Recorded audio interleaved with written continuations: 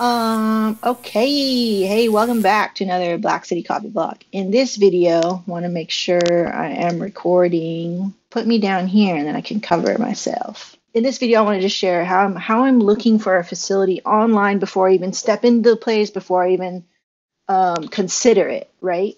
Okay. So I've been doing this for the last 6 months, something like that. Okay. And it's been very overwhelming. Because I didn't know how to break down the tasks that I needed to do. So there's a litany of tasks, not really a litany, just a little bit. Let me break it down for you before you even see a place and start considering it. Okay. So here's my little checklist. I wrote this down.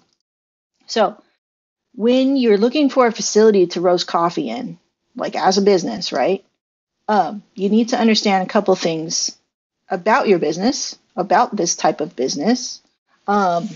This is what I'm doing. Okay, so I have to understand that I need to vent through the roof.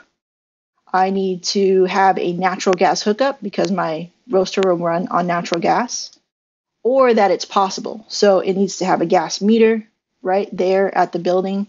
Now you can pay to have all this installed if you have lots of money and whatever. So I'm trying to look for a place that has all this stuff before I even go. That way I could save a ton of money. Okay.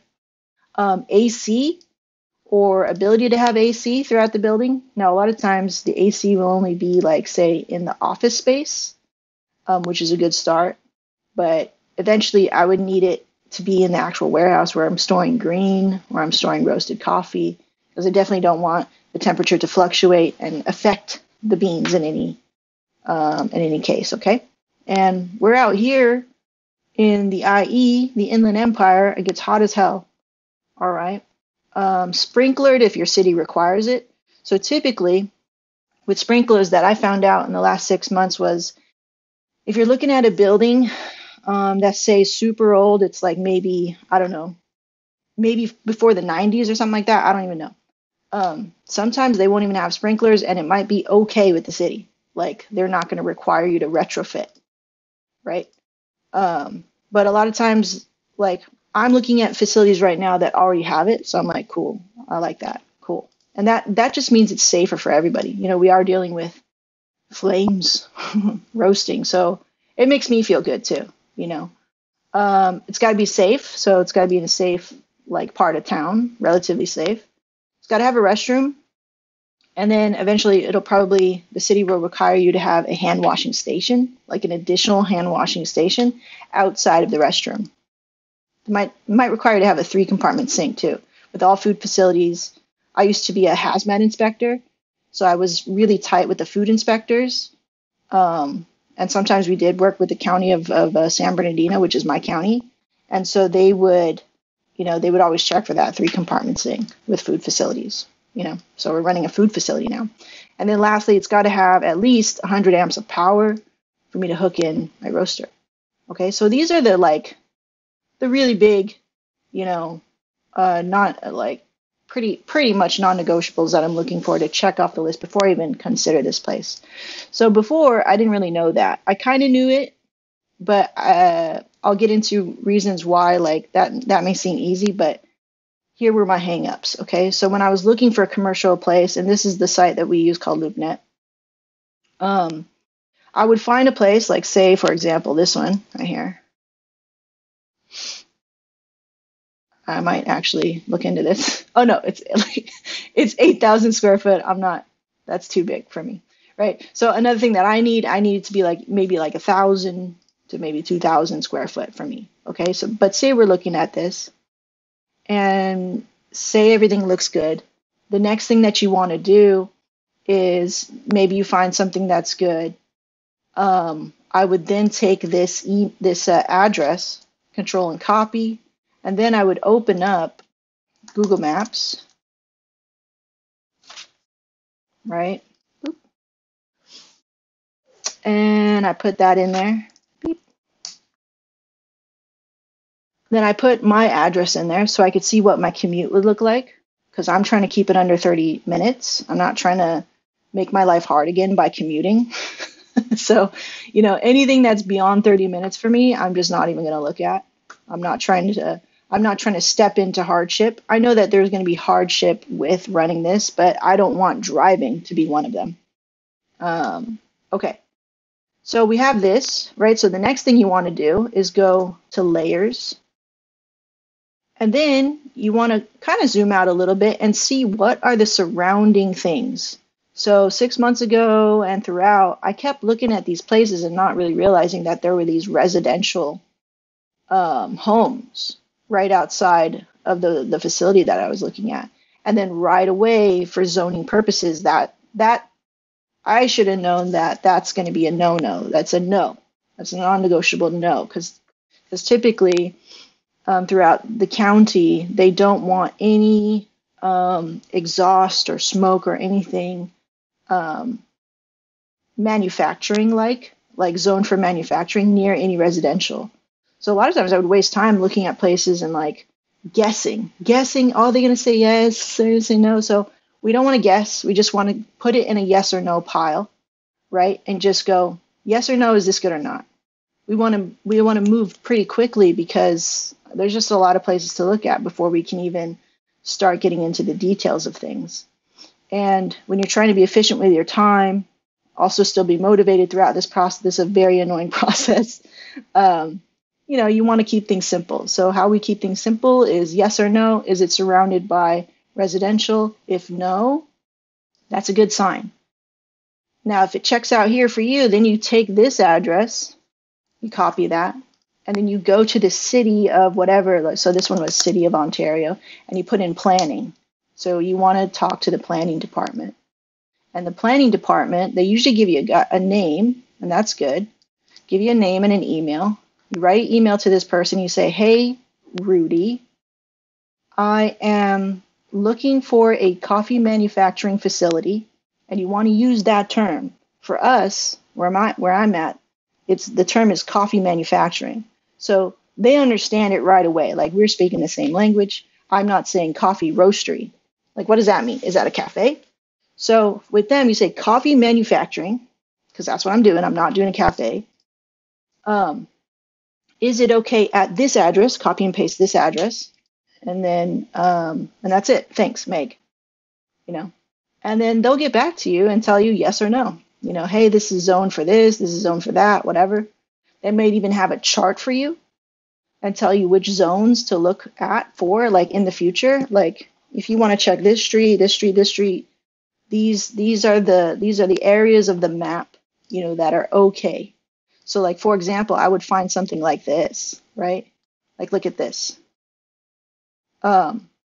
Quality Plastics, right? Nice big facility here, but then look behind them, there's residential. So I wasn't really cognizant of that in the beginning, and that would waste a lot of time for me because I would go through the whole process even looking at the facility when there's freaking homes right next to it. That's a waste of time. So now I know, like, this would be in the no pile, right? No. Okay, start again. So this just saves you a lot of time, I think. Another thing, when you are ready to go and see the spot, right? They have this little contact thing here. You're just like, I used to write these long emails. I mean, not super long, but just too long. More than a sentence, too long. So now my emails look like this. I'll be like, hi, so you hit contact, right? Oh, it's Richard. Okay, so hi, Richard. I'm interested in one of these spaces for coffee manufacturing. Does it have a natural gas hookup? So I always asked about the natural gas hookup because they never, most of them never really explicitly said that they had a natural gas hookup. If we continue the conversation, I put it here. If we continue the conversation, say, yes, we have a natural gas hookup. This one, they got 400 amps of power. That's awesome. So cool. I don't even have to ask about that. M2 zoning. It's going to be different for every city and every county and how they zone. But if you know that going in, that's great. But yeah, they don't say anything about a natural gas hookup. So I'd be like, hey, does it have a natural gas hookup? And then he'll answer back and say yes or no. And commercial real estate people like that. You want to keep it really short. They're processing a lot of leads all the time, probably on their phone. And so they're looking for keywords where they can go, can I help this person or not? Can I make money with this person or not? Right? And they're doing their own yes or no pile. So if if you write this long ass email on every one of these inquiries like I used to do, you're wasting your time and their time. And that's just not a good place to start. So keep things short, to the point, really concise. And then if everything checks out, then go ahead and schedule, some time to go and see the place in person, and then do all your little checks, take pictures, take video if you want, whatever. Ask him all the questions that you need to ask. That's a good time to ask about, hey, can I vent through the roof? Is the owner okay with that? I think if you have this air about you that you respect the owner and you want to do, and you respect the person you're talking to, of course, like the agent, but you'll have a better, I think, just kind of like a frictionless, start. Because potentially you could be, going into business with these people. So you want to just keep things very concise, short, be reliable, be respectful, be cognizant that, of what the owner wants and what the owner of the building prefers, right? Yeah, so that's where I'm at right now. Like, I found a facility that possibly is checked all these boxes for me. So now I'm at that point. I'm just like, all right, I don't know. There's some things that we need to confirm with the owner. And so I'm asking those questions and I'm confirming that. And I haven't heard back from them yet. So now we're just waiting, just kind of seeing. But yeah.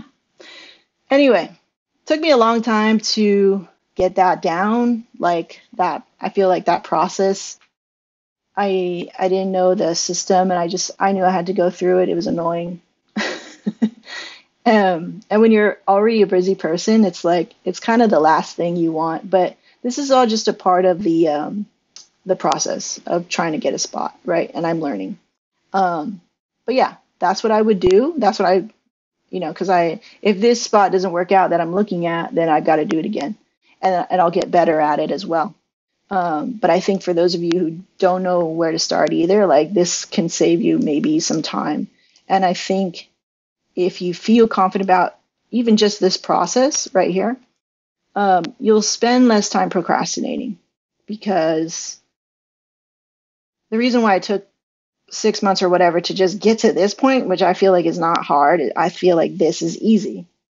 And maybe for somebody who wasn't inundated with a lot of fear and doubt, could have got to this point in like a couple of weeks or days even. But yeah, that was just my process. So I hope it helps whoever. If it helps one of you, that's cool. It helped me, and I like to put what I learned down on paper, so to speak, so that I just get better at doing it for myself as well. So yeah, thanks so much for getting. Some of you are already getting the roast kits, the little roast kits that I've been putting out. Be gentle with me, be patient. I hope it helps. Let's chat about it. Email me if you ordered a roast kit and maybe things are going very wonky for you. I definitely don't want that for you. It's not my intention. I definitely want you to be successful.